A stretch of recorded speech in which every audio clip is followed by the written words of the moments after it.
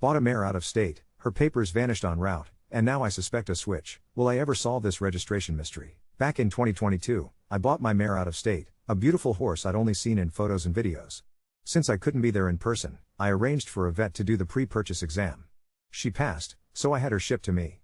Unfortunately, she didn't handle the long travel well, so the first 2 years with her were entirely dedicated to her health and rehab. Sorting out paperwork wasn't exactly my top priority at the time.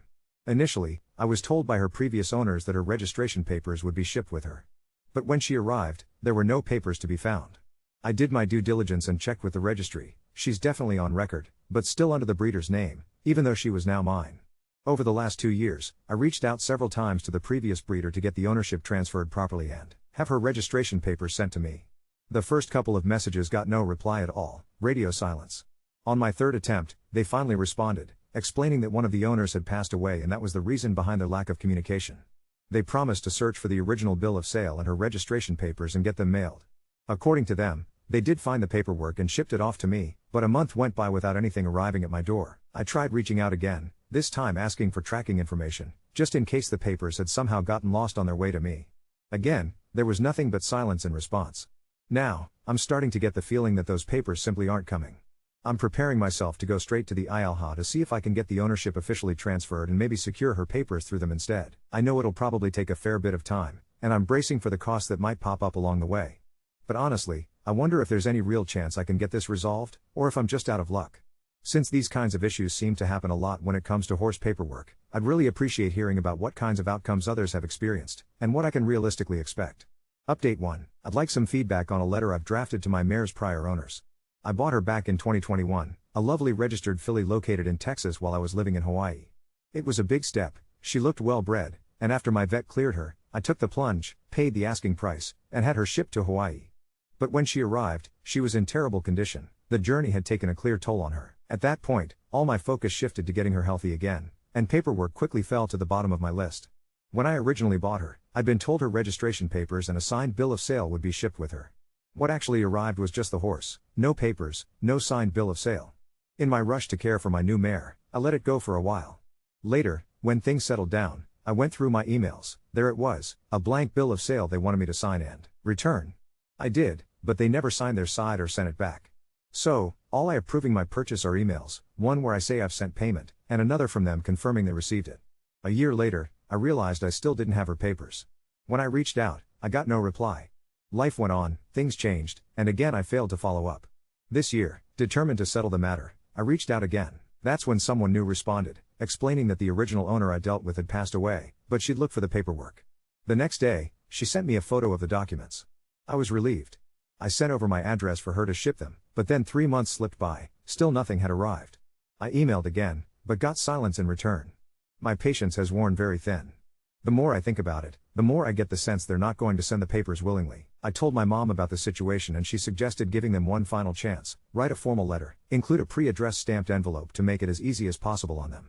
If they still won't make good, then I'd go directly to the breed association. I think their reputation matters to them, especially since they're a sponsor of the association. I want to do this the right way and give them a final honest opportunity to make it right before I escalate things. Here's what I wrote. Dear, redacted, I hope this letter finds you and your family well, and that your show and breeding season has been successful.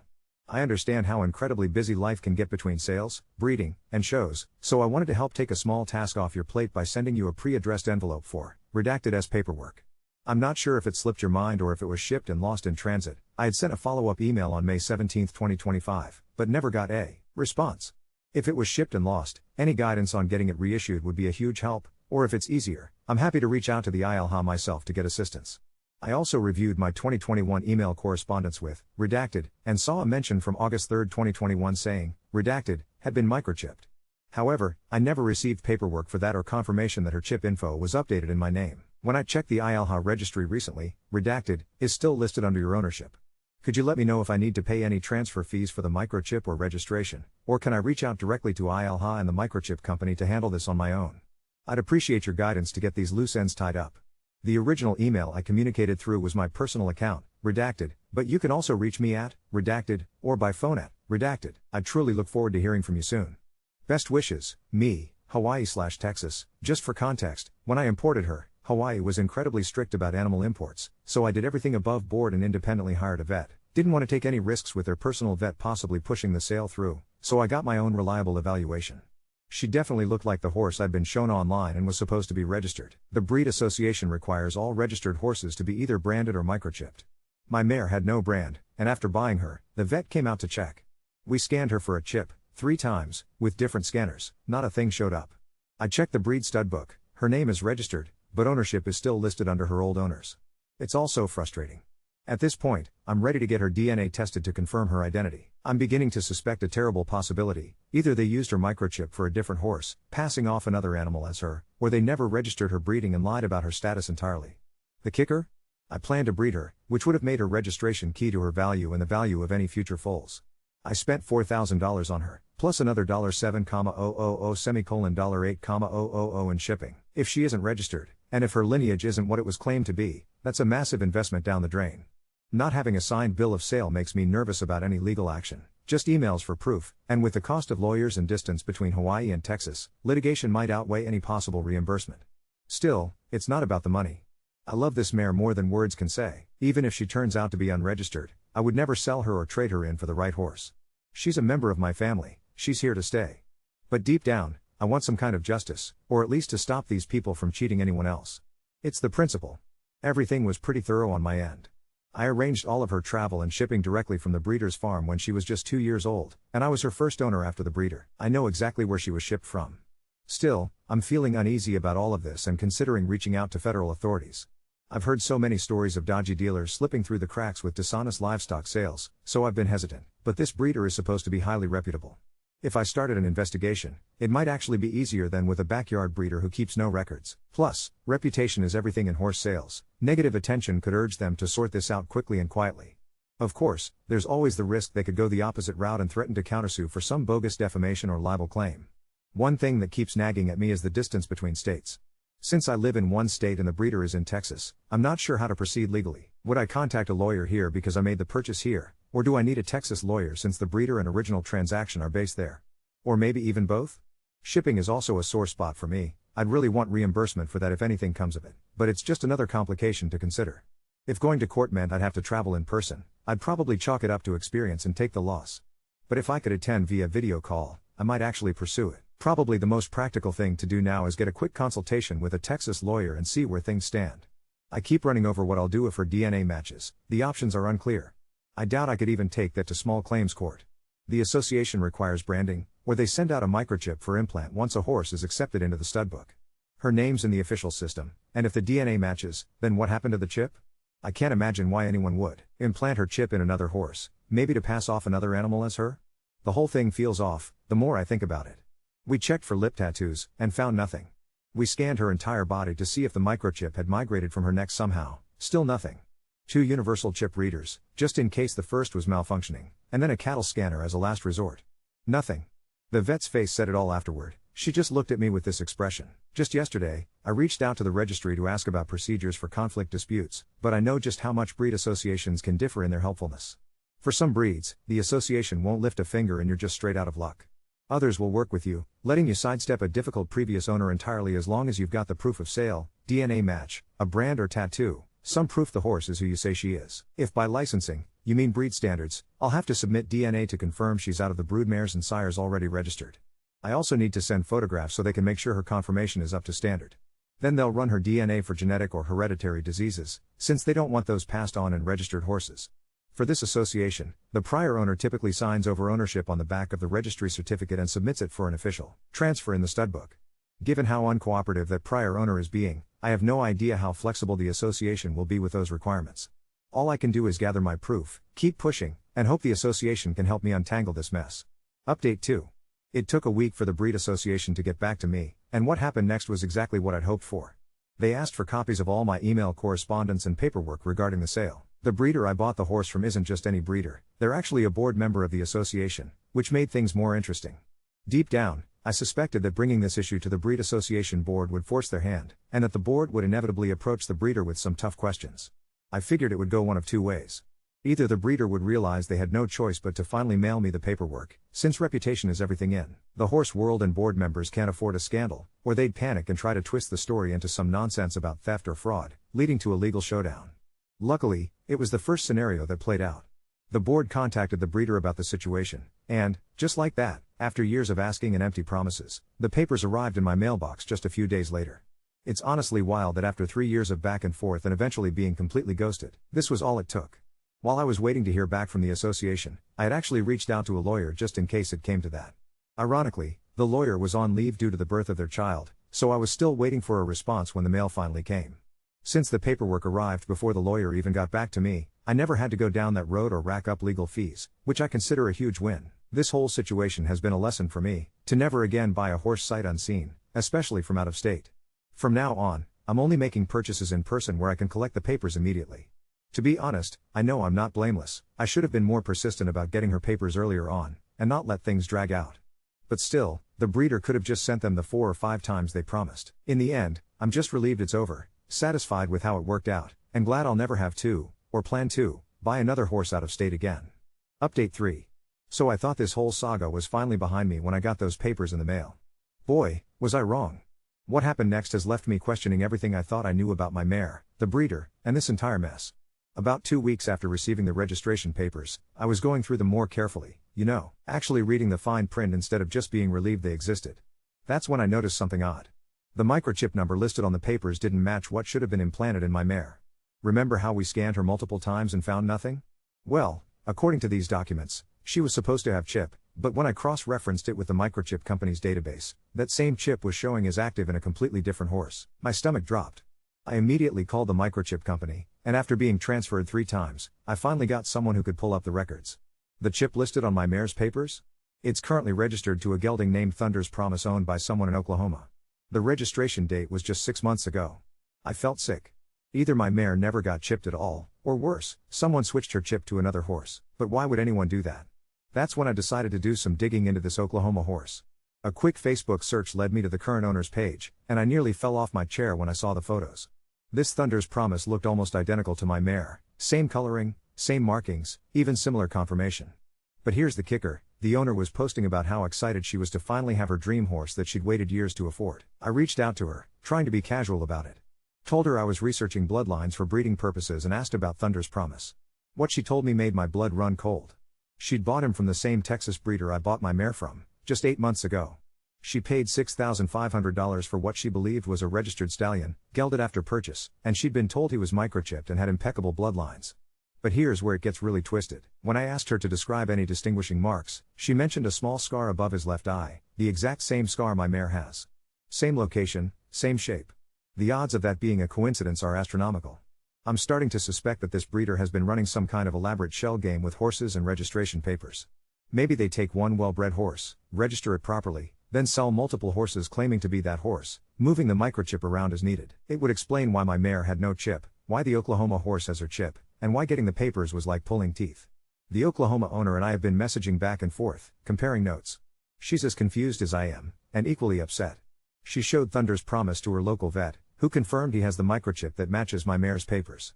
We're both planning to get DNA tests done to see which horse, if either, actually matches the bloodlines on these registration papers. But wait, it gets worse.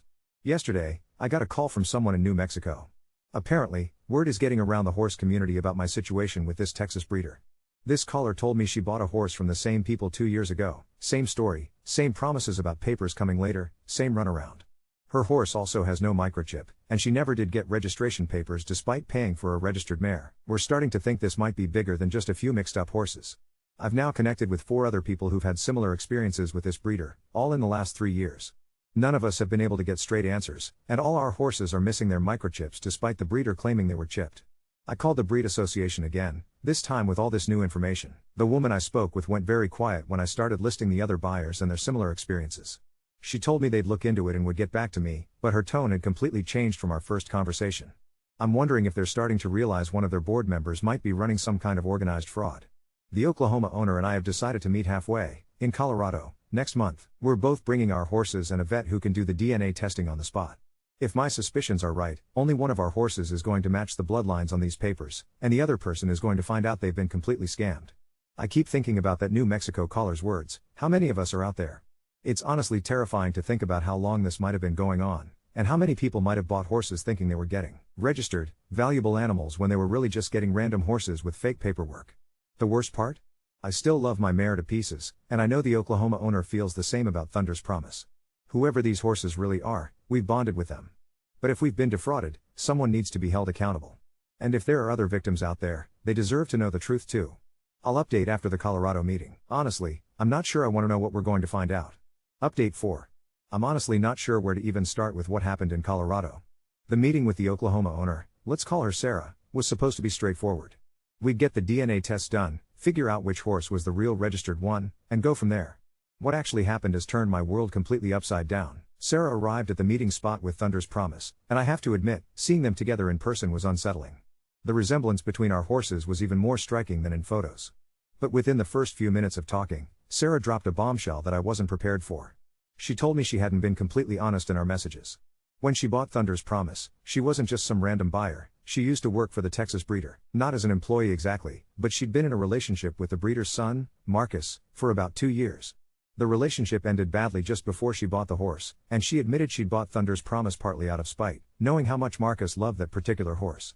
My first thought was that this was getting way too complicated, but then Sarah kept talking. She told me that during her time with Marcus, she'd seen some things that hadn't sat right with her, horses arriving at the farm that didn't match their paperwork. Microchips being removed from some horses and implanted in others. She'd even witnessed Marcus and his father arguing about keeping the books straight and making sure the right horses went to the right people. At the time, she thought it was just normal record-keeping issues that happen on any large breeding operation. But after our conversations, she started putting pieces together and realized she might have witnessed something much more sinister. The vet we'd hired arrived and drew blood from both horses for the DNA tests. While we waited for the results, which would take about a week, Sarah and I decided to dig deeper into what she remembered from her time at the breeding farm. That's when she told me about the computer files. During the months she was practically living at the farm, she'd helped Marcus with some administrative tasks. She remembered seeing spreadsheets that tracked not just the horses they owned, but also detailed information about buyers, how much they'd paid, how far away they lived, and notes about whether they were likely to cause problems or were easy marks. The more she talked, the more I realized this wasn't just sloppy record-keeping or even simple fraud. This was a sophisticated operation that had been targeting buyers like me, people who lived far away and were buying horses sight unseen. But here's where it gets really crazy. 3 days after our Colorado meeting, I got a call from Marcus himself. He'd apparently heard through mutual connections in the horse world that Sarah and I had met up, and he was not happy about it. He started out trying to be friendly, asking about my mare and how she was doing, but it quickly became clear he was fishing for information about what Sarah had told me. When I mentioned we'd done DNA testing, he got quiet for a long moment. Then he said something that sent chills down my spine. You know, sometimes papers get mixed up in shipping. If there's a problem with your mare's registration, I'm sure my family would be willing to work something out. We wouldn't want any misunderstandings to damage relationships in the horse community. It sounded like a threat disguised as an offer. I told him I'd get back to him after the DNA results came in, and he made sure to mention that his family had good lawyers and that false accusations can be very expensive for the people making them. The DNA results came back yesterday, and honestly, I almost wish they hadn't. My mare, the horse I've loved and cared for 3 years, doesn't match the bloodlines on her registration papers at all. Not even close. According to the test, she's got completely different breeding than what's listed, and while she's still a beautiful horse, she's definitely not worth the $4,000 I paid for a registered mare with championship bloodlines. But Thunder's Promise? He's a perfect match for the papers I was sent. Sarah's horse is actually my horse, at least on paper. When I called Sarah with the results, she started crying. Not because she was upset about potentially losing Thunder's Promise, but because she realized that Marcus had probably given her my horse as some kind of twisted parting gift when their relationship ended. She thinks he knew exactly what he was doing, giving her the more valuable horse while sending me a random mare with fake paperwork. We've decided to take this to the authorities, but Sarah is scared. She admitted that during her relationship with Marcus, she'd done some things she wasn't proud of, helped forge a signature on a bill of sale once, looked the other way when she suspected something wasn't right. She's worried that if this becomes a criminal investigation, she could get in trouble too. Meanwhile, I got another call yesterday from someone I wasn't expecting. Marcus and Sarah's ex-relationship drama apparently runs deeper than I thought. A woman named Jessica reached out to me after hearing about our investigation through the horse community grapevine. She told me she'd also been involved with Marcus, overlapping with Sarah's relationship, and that Sarah might not be as innocent as she's making herself out to be. According to Jessica, Sarah wasn't just a passive witness to the fraud, she was actively helping coordinate it. Jessica claims Sarah would research potential buyers online, finding people who lived far away and had posted about wanting to buy horses sight unseen. She'd then report back to Marcus and his father about which buyers would be the easiest targets. I don't know what to believe anymore. Sarah seemed genuinely upset and remorseful when we met, but Jessica's accusations have me questioning everything. Am I being manipulated again, just in a different way? The breed association has gone completely silent since I reported the DNA results. I've called 3 times this week and keep getting told someone will call me back, but no one ever does. I'm starting to suspect they're either protecting their board member or trying to figure out how to handle what might be the biggest registration fraud scandal in their organization's history. I've got a consultation scheduled with a lawyer next week, not just for civil action, but to discuss whether this needs to be reported as criminal fraud. The more I learn about this operation, the more I realize I'm probably just the tip of the iceberg. And through all of this, I keep coming back to the same heartbreaking question: who is my Mare, really? She's still the same sweet, beautiful horse I fell in love with, but now I don't even know her real name or where she came from. For all I know, she could have been stolen from someone else who's still looking for her. Sarah and I are supposed to meet again next week to figure out what to do about the horses. Technically, if we're going by the registration papers, Thunder's Promise should be mine and my Mare should be hers. But we've both bonded with the horses we have, and the thought of trading them feels impossible. The whole situation has me questioning everything I thought I knew about buying horses, about trust, and about how many other people might be out there with horses that aren't who they think they are.